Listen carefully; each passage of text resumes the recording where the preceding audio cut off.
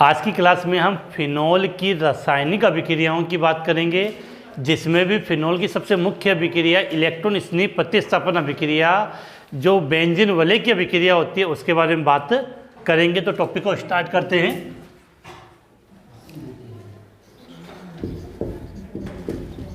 Phenol की रासायनिक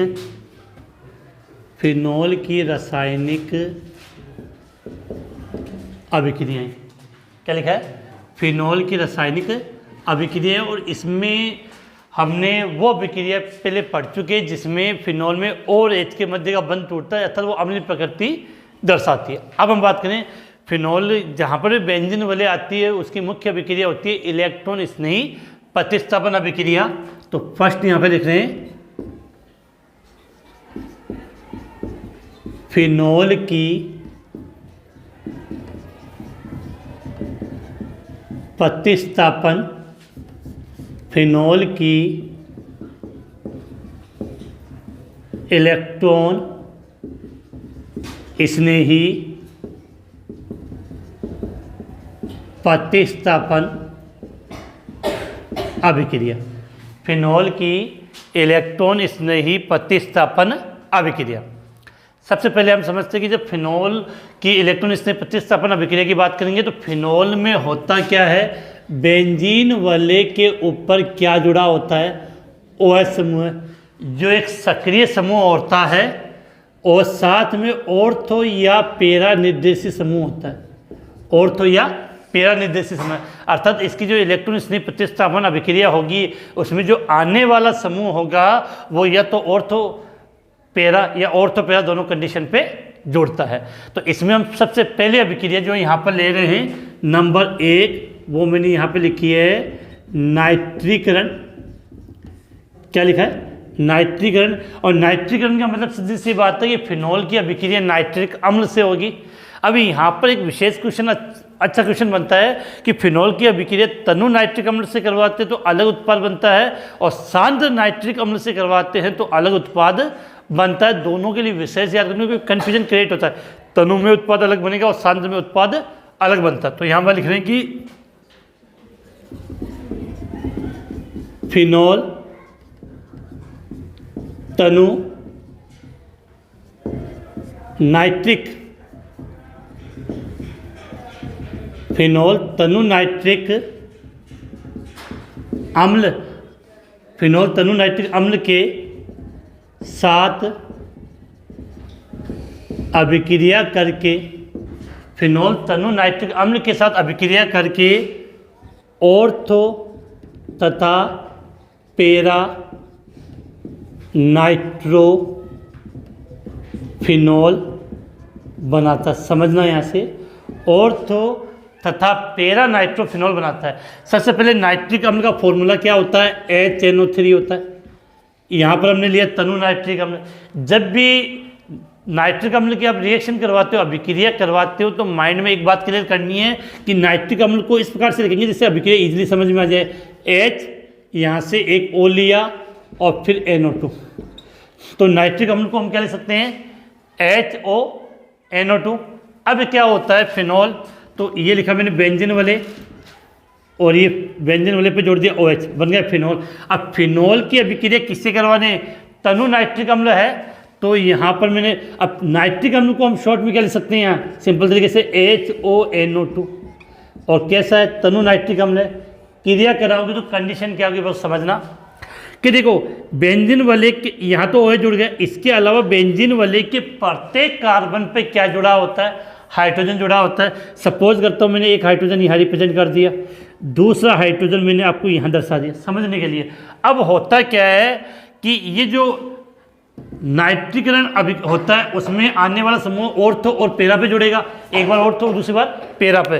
तो क्या होगा कि या तो यहाँ से OH और H जल का अणु बाहर चला जाएगा, NO2 कहाँ जुड़ जाएगा इस ऑर्थो वाली कंडीशन पे, या यहाँ से H और यहाँ से OH जल का अणु क्या हो जाएगा?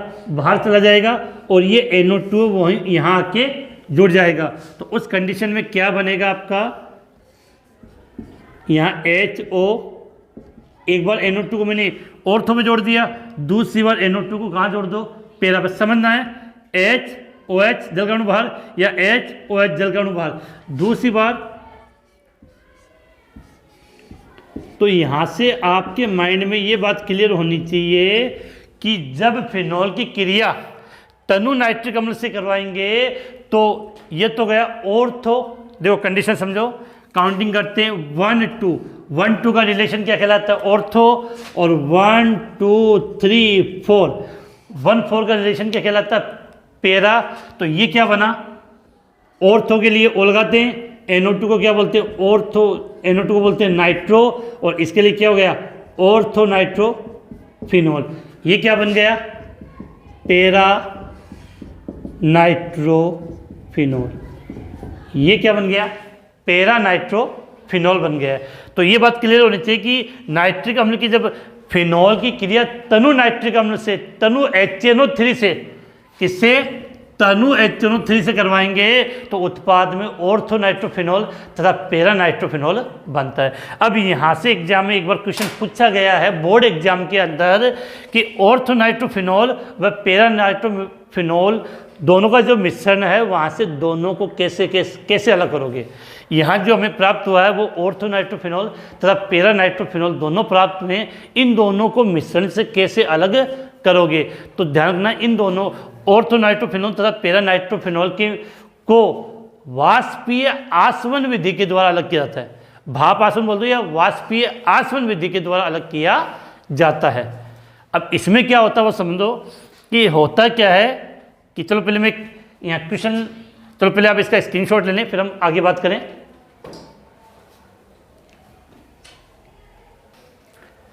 तो स्क्रीनशॉट हो गया। अब देखो ऑर्थो और पैरा नाइट्रोफिनॉल का क्वेश्चन कैसे आता है वो समझाता हूँ मैं। Okay note. अब देखो यहाँ पे क्वेश्चन में लिख रहा हूँ, जो पूछा जाता है उसके बारे में हम बात कर लें यहाँ पे कि क्वेश्चन इस प्रकार से आता है आपका, ऑर्थो नाइट्रोफिनॉल व क्या लिख रहे हम, ऑर्थो नाइट्रोफिनॉल व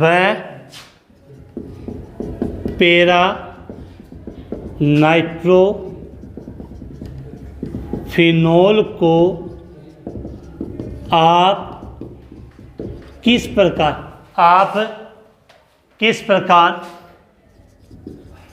पृथक कर सकते हो।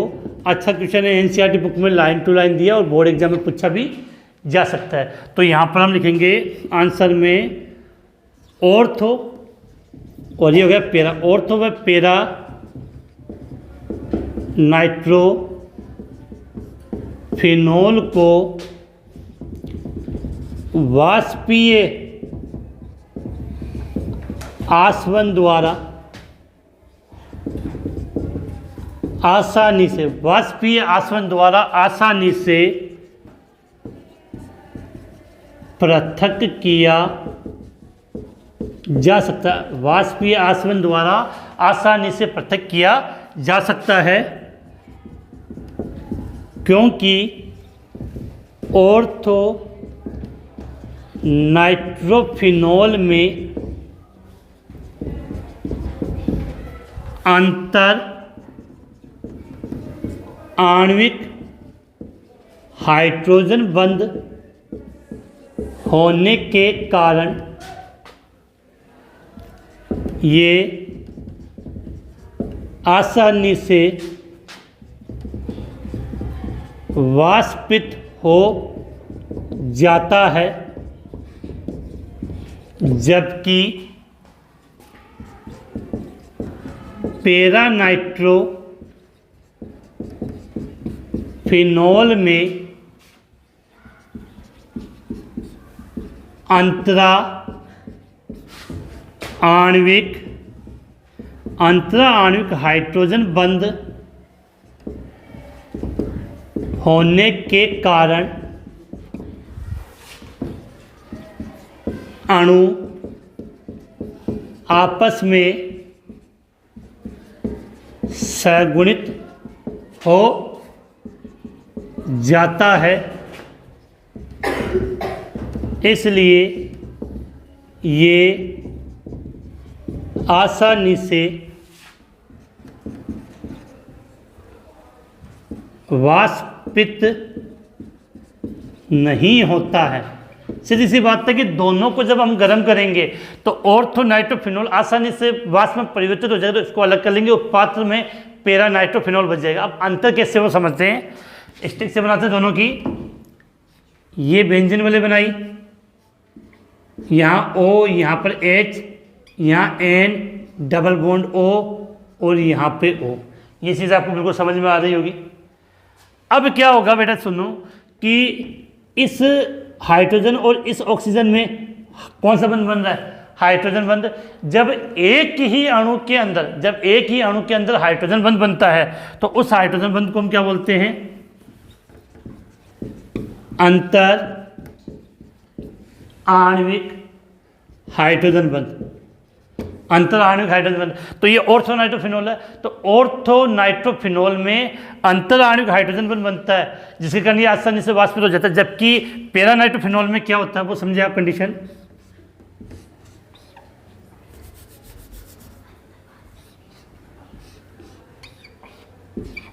ये क्या बना है बेंजीन वाले,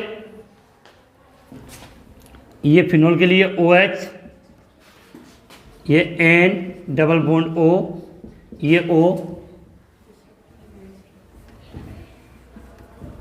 H O बेंजीन वाले, N double bond O। Para में क्या होता है कि देखो ऑर्थो में तो दोनों समूह पास पास होते हैं, तो इस कारण से अंतराणुक एक ही अणु के मध्य हाइड्रोजन बंध बन जाता है। जबकि पैरा में क्या होता है कि दोनों समूह दूर होने के कारण इनके अंदर एक अणु में हाइड्रोजन बंध नहीं बनते। इस कारण से कितने अणुओं में हाइड्रोजन बंध बनते हैं, 2 अणुओं में, और 2 अणुओं में हाइड्रोजन बंध बनने के कारण ये क्या हो जाता है, सगुणित। और सगुणित होने के कारण इसको वाष्प में परिवर्तित करने के लिए आपको अधिक ऊर्जा की आवश्यकता होती है। तो बिल्कुल क्लियर होना चाहिए वहां पर अंतरा आणविक हाइड्रोजन, कौन सा, अंतरा आणविक हाइड्रोजन बंध बनता है। जो एक ही अणु में है तो गर्म करेंगे तो आसानी से वाष्प में परिवर्तित हो जाएगा, और यहाँ 2 अणुओं के मध्य हाइड्रोजन बंध बनता है तो इसको तोड़ने के लिए ज़्यादा ऊर्जा की आवश्यकता होती है। इस कारण से ये वाष्प में परिवर्तित नहीं होता है। काफ़ी इंपॉर्टेंट क्वेश्चन है। ऑर्थो नाइट्रोफिनॉल और पैरा नाइट्रोफिनॉल को आप किस प्रकार से पृथक कर सकते हो, तो इसका आप स्क्रीनशॉट ले, इसको नोट कर लें। इसके बाद देखो अभी हमने फिनॉल की अभिक्रिया तनु नाइट्रिक अम्ल से करवाई थी, अब हम परबल नाइट्रिक अम्ल के साथ करवाएंगे। किसके साथ, परबल नाइट्रिक अम्ल के साथ। तो इसका एक बार स्क्रीनशॉट लें।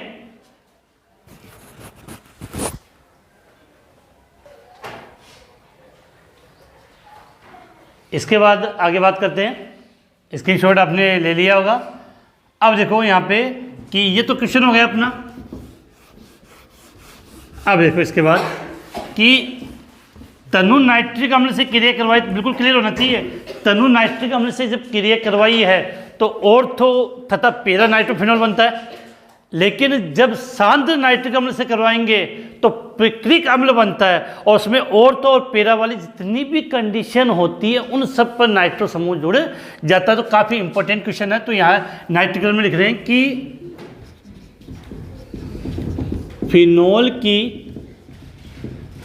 क्रिया सांद्र HNO3, सांद्र नाइट्रिक अम्ल फिनॉल की क्रिया सांद्र HNO3 के साथ कराने पर, सांद्र नाइट्रिक अम्ल के साथ कराने पर पिक्रिक अम्ल बनता है। क्या बनता है, पिक्रिक अम्ल। और एग्जाम में क्वेश्चन भी पूछा जाता है कि फिनॉल से क्या बनाओ, पिक्रिक अम्ल। फिनॉल से क्या बनाना है, पिक्रिक अम्ल।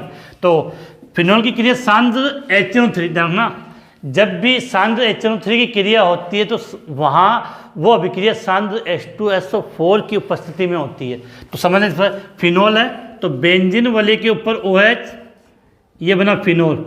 क्रिया किससे, सांद्र HNO3 को लिखने का तरीका क्या बताया था मैंने, HO NO2 क्या लिया, सांद्र, और जब भी सांद्र HNO3 आएगा तो साथ में अभिक्रिया सांद्र H2SO4 की उपस्थिति में होता है। अब क्या होगा सुनना, ये कंडीशन कौन सी होती है, ऑर्थो, ये कंडीशन कौन सी होती है, पैरा, ये कंडीशन कौन सी होती है, ऑर्थो। इसमें इन तीनों से इसके तीन अणु हो जाएंगे, HOH जल का अणु बाहर, HOH जल का अणु बाहर, HOH जल का अणु बाहर, और तीनों कंडीशन पर कौन सा समूह जुड़ जाएगा, NO2। तो उत्पाद क्या बनेगा, यहां पर OH, एक NO2 यहां, दूसरा NO2 यहां और तीसरा NO2 यहां पे हो गया। इसी को हम क्या बोलते हैं,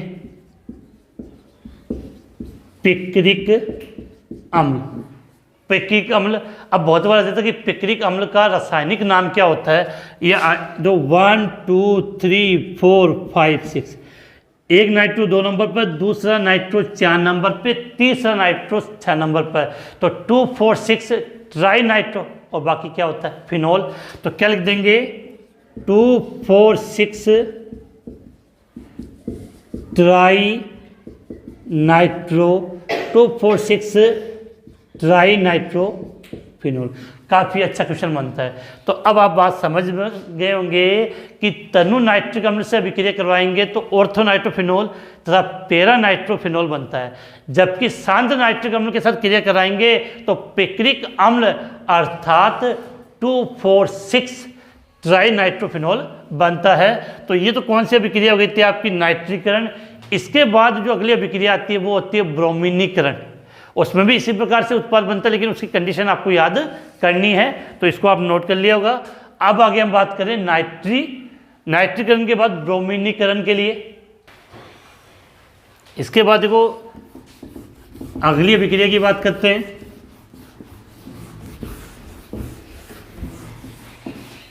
देखो यहां पे लिखते हैं नंबर 2 ब्रोमीनीकरण।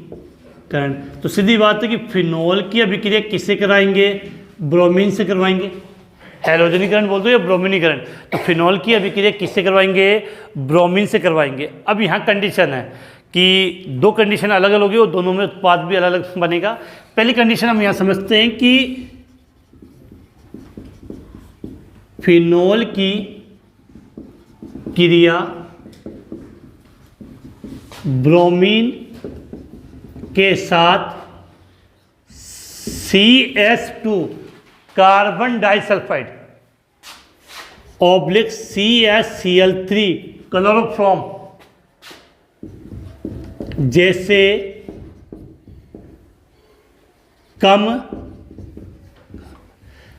कम ध्रुवीय विलायक की उपस्थिति में अभिक्रिया कराने पर, कम ध्रुवीय विलायक की उपस्थिति में अभिक्रिया कराने पर मोनो ब्रोमो फिनोल प्राप्त होता है। कि फिनोल की क्रिया ब्रोमीन के साथ कार्बन डाइसल्फाइड या क्लोरोफॉर्म जैसे कम ध्रुवीय विलायक की उपस्थिति में अभिक्रिया कराते तो मोनोब्रोमोफिनोल बनता है। इसका मतलब क्या है, ये तो ऑर्थो ब्रोमोफिनोल तथा पैरा ब्रोमोफिनोल प्राप्त होगा। रिएक्शन समझते हैं। ये बनाया फिनोल, ठीक है, ये ऑर्थो वाली कंडीशन और ये पैरा वाली कंडीशन। क्रिया किससे करवाई, Br2 से, ब्रोमीन से। अब ये जाना किसकी उपस्थिति में, कार्बन डाइसल्फाइड या CH क्लोरोफॉर्म की उपस्थिति में ये रिएक्शन करवाई। अब वो होगा क्या समझते हैं, कितने Br, 2 Br, तो H और Br, HBr अलग, एक Br यहाँ जुड़ जाएगा। तो यहाँ अगर Br जुड़ेगा तो ऑर्थो बन जाएगा, ऑर्थो ब्रोमोफिनोल। और अगर यहाँ से H और यहाँ से Br गया तो ये Br यहाँ जुड़ेगा, ये ब्रोमीन यहाँ पर जुड़ेगा, तब क्या बनेगा, पैरा ब्रोमोफिनोल। तो उत्पाद कैसे लिखेंगे यहाँ पे, OH, एक बार Br ऑर्थो कंडीशन पे जोड़ दिया, दूसरी बार Br होगा आपका, वो आप कहाँ ऐड कर दोगे, पैरा वाली कंडीशन पे, तो इसका नाम तो क्या हो जाएगा, ऑर्थो ब्रोमोफिनॉल। इसका क्या नाम लिख दिया मैंने, ऑर्थो ब्रोमोफिनॉल, और इसका नाम क्या हो जाएगा, पैरा ब्रोमोफिनॉल। क्लियर होगा, कोई कंफ्यूजन नहीं होना चाहिए, क्योंकि बेंजीन वाले के ऊपर क्या समूह जुड़ा, OH, तो OH होगा तो आने वाला समूह ऑर्थो या पैरा पे। लेकिन यहाँ इसकी एक दूसरी कंडीशन देखना, यदि फिनॉल की क्रिया ब्रोमीन जल के साथ करवा दी तो तीनों कंडीशन, ऑर्थो, पैरा, फिर वापस ऑर्थो, इन तीनों कंडीशन पे आपका क्या जुड़ जाएगा, ब्रोमीन जुड़ जाएगा, वहां पे 2,4,6 ट्राई ब्रोमोफिनॉल प्राप्त होगा। तो ये याद करना है कि फिनॉल की अभिक्रिया ब्रोमीन जल के साथ, फिनॉल की अभिक्रिया ब्रोमीन जल के साथ कराने पर 2,4,6 ट्राई ब्रोमोफिनॉल प्राप्त होता है। फिनॉल की अभिक्रिया ब्रोमीन जल के साथ कराने पर 2,4,6, क्या लिखा हमने, 2,4,6 ट्राई ब्रोमोफिनॉल प्राप्त होता है। रिएक्शन समझिए, OH, एक Br यहाँ पे, दूसरा Br यहाँ, और तीसरे को मैंने यहाँ जोड़ दिया। क्लियर है। अभिक्रिया किससे, Br2 जल, क्या बोलते हैं इसको, ब्रोमीन जल के साथ। कंडीशन वही कि देखो जल्दीबाजी में हम भी क्या कर बैठते हैं, क्या लिखना है यहाँ पे, H। आपको पता है ना, बेंजीन वाले के प्रत्येक कार्बन पे H जुड़ा होता है, जहाँ आपको आवश्यकता है वहाँ दिखा दो, बाकी रिप्रेजेंट मत करो। तो अब यहाँ से H, यहाँ से Br, HBr अलग, एक जोड़ दो, दूसरा यहाँ, तीसरा यहाँ, तो क्या बन जाएगा आपका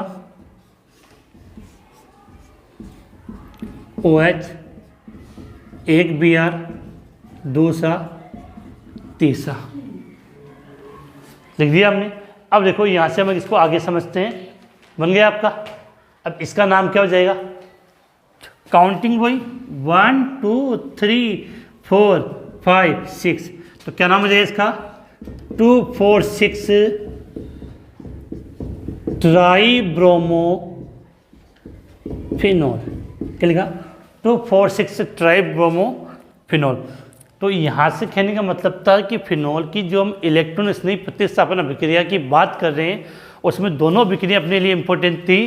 पहले नाइट्रीकरण, ये नाइट्रोकरण बोलते हैं, दूसरा ब्रोमीनीकरण। यहाँ से सीधा एग्जाम में क्वेश्चन पुटअप कर लिया जाता है। इसके बाद एक आता है फिनॉल का ऑक्सीकरण, और एक फिनॉल की जिंक के साथ अभिक्रिया, उसके बारे में बात करेंगे।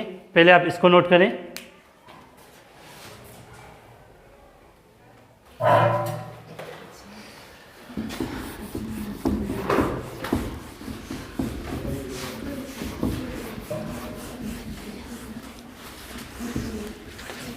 अब देखो नेक्स्ट रिएक्शन की बात करें तो वो तो थी आपकी इलेक्ट्रॉन स्नेह प्रतिस्थापन अभिक्रिया। अब उसके अलावा अभिक्रिया की बात कर रहे हैं हम, तो उसमें लिख रहे हैं हम कि फिनॉल की यशद राज, क्या लिखा हमने, फिनॉल की यशद रज लिखा हो मिल जाए, या यशद राज, एक ही मतलब जिंक की बात होती है। फिनॉल की यशद रज के साथ अभिक्रिया, यहाँ यशद रज का मतलब किससे होता है, जिंक से होता है। क्या होता है, जिंक से होता है। तो सीधी सी बात अपनी लैंग्वेज में बोलेगी, फिनॉल की क्रिया जिंक चूर्ण के साथ करवाते हैं तो बेंजीन बनते। काफ़ी इंपॉर्टेंट क्वेश्चन आता है कि अपने लैंग्वेज में लिख लेते हैं कि फिनॉल की क्रिया यशद रज लिखा हुआ मिल जाए, या जिंक मिल जाए, या जस्ता। जिंक को हम क्या बोलते हैं, जस्ता। तो ये तीनों एक ही शब्द है, शब्द पकड़ के रखें, शब्द के मामले में गलती ना हो जाए, बड़ा बात नहीं। तो फिनॉल की यशद रज या जिंक, ये जस्ते के साथ अभिक्रिया, तो क्या लिखेंगे कि फिनॉल की अभिक्रिया जिंक चूर्ण के साथ कराने पर, फिनॉल की अभिक्रिया जिंक चूर्ण के साथ कराने पर बेंजीन प्राप्त होता है। फिनॉल की अभिक्रिया जिंक चूर्ण के साथ करवाने पर हमें बेंजीन प्राप्त होता है। समझना रिएक्शन को कि ये बना दिया फिनॉल और क्रिया क्या कर रहे हो आप, इसको क्रिया Zn मतलब जिंक चूर्ण के साथ इसको आप क्या कर रहे हो, क्रिया करवा रहे हो। अब जब जिंक के साथ इसकी क्रिया कराएंगे तो फिनॉल को, एक मिनट, जिंक, हाँ, जिंक चूर्ण के साथ इसको मैंने क्या कर दिया, त्रिभुज मतलब गर्म कर दिया। तो अब वो होता क्या है कि यहाँ से ये ऑक्सीजन बाहर निकलेगा और ये यहाँ जुड़ जाएगा। तो इसका मतलब इस बेंजीन वाले के ऊपर केवल क्या बचा हुआ गया, H। अब मैंने आपको एक ही बात बताई, H और यहाँ बन जाएगा ZnO। क्या बन जाएगा, ZnO। अब देखो बेंजीन वाले के ऊपर H है, तो अब आपकी इच्छा है तो आप इस H को रिप्रेजेंट करो या नहीं तो मत करो। तो ये H है वो मैंने यहाँ पे रिप्रेजेंट कर दिया, इसको मैंने क्या नाम दे दिया, बेंजीन। अब जो एग्जाम में क्वेश्चन क्या आता है, एग्जाम में क्वेश्चन बहुत बार ये पूछा जाता है कि फिनॉल से क्या बनाओ, बेंजीन। फिनॉल से आपको क्या बनाना है, बेंजीन। तो वहाँ याद करना कि फिनॉल की को जिंक चूर्ण के साथ जब गर्म करेंगे तो बेंजीन प्राप्त होगा। रिएक्शन कैसे होगी वो मैंने आपको यहाँ समझा दिया। इसके बाद एक रिएक्शन हम और बात करते हैं, फिनॉल का ऑक्सीकरण। अब देखो नेक्स्ट रिएक्शन में बात करें, फिनॉल का ऑक्सीकरण। क्या लिख रहे हैं, फिनॉल का ऑक्सीकरण। फिनॉल को क्रोमिक अम्ल द्वारा, फिनॉल को क्रोमिक अम्ल द्वारा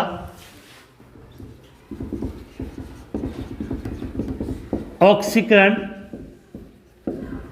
करने पर संयुग्मित डाइकीटोन प्राप्त होता है, जिसे बेंजोक्विनोन कहते हैं। जिसे क्या कहते हैं, बेंजोक्विनोन। तो सुबह मैंने बात बता दी कि फिनॉल को जब वायु में खुला छोड़ा जाता है तो उसका ऑक्सीकरण हो जाता है, और ऑक्सीकरण होने से पेराबेंजोक्विनोन बनता है जो हल्का गुलाबी रंग का होता है। तो फिनॉल का ऑक्सीकरण जैसे क्रोमिक अम्ल जैसे इनकी सहायता से जब ऑक्सीकरण करते हैं तो फिनॉल संयुग्मित डाइकीटोन, उसमें 2 कीटोन होंगे कीटोन के रूप में, उसमें परिवर्तित होता है जिसको हम पेराबेंजोक्विनोन कहते हैं। रिएक्शन समझते हैं यहाँ पे, फिनॉल तो बेंजीन वाले के ऊपर क्या जोड़ दिया, OH। इसका क्या करना है, ऑक्सीकरण। तो यहाँ पर कोई ऑक्सीकरण लेंगे, जैसे यहाँ हमने ले लिया Na2Cr2O7 और साथ में क्या लिख दिया H2SO4। तो उस कंडीशन में इसका ऑक्सीकरण होगा, और ऑक्सीकरण होने पर ये बेंजोक्विनोन में परिवर्तित होगा। इसका मतलब ये इस प्रकार से, मतलब बेंजीन वाले डबल बॉन्ड O और यहाँ पर भी डबल बॉन्ड होगा। तो ये हो गया संयुग्मित डाइकीटोन। क्या हो गया, संयुग्मित डाइकीटोन, जिसको आप क्या कहते हो, बेंजोक्विनोन। क्या बोलते हैं इसको, बेंजोक्विनोन। तो यहाँ साइड में नाम लिख देना इसका, बेंजोक्विनोन। तो ये तो थी फिनॉल की रासायनिक अभिक्रिया। जब आप इस टॉपिक को पढ़ रहे होंगे तब आप सोच रहे होंगे कि सर ने 2-3 जो रिएक्शन है, जैसे आपने एक नाम सुना होगा कोल्बे अभिक्रिया, कोल्बे अभिक्रिया, दूसरा राइमर टीमान अभिक्रिया, और एक है इसमें अपने चैप्टर के अंदर विलियमसन ईथर संश्लेषण। ये अभिक्रिया आपने नहीं करवाई। इन तीनों रिएक्शन है, ये तीनों की तीनों नेम रिएक्शन है वैज्ञानिकों के नाम पर, और आपने सबने पढ़ा है, ये बस सबसे सुना होगा कि जो नेम रिएक्शन होती है वो सीधे एग्जाम में पूछी जाती है।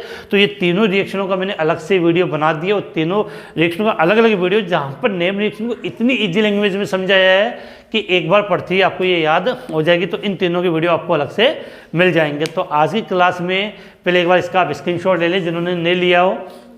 तो आज की क्लास में हमने एल्कोहल के बाद जो फिनॉल की जितनी भी रिएक्शनें थी, रासायनिक अभिक्रिया थी, उसके बारे में हमने बात की। इसी के साथ ये क्लास हम यहीं समाप्त करते हैं। ये रिएक्शन, इन नेम रिएक्शन का जो वीडियो है वो आपको अलग से मिल जाएगा। जय हिंद।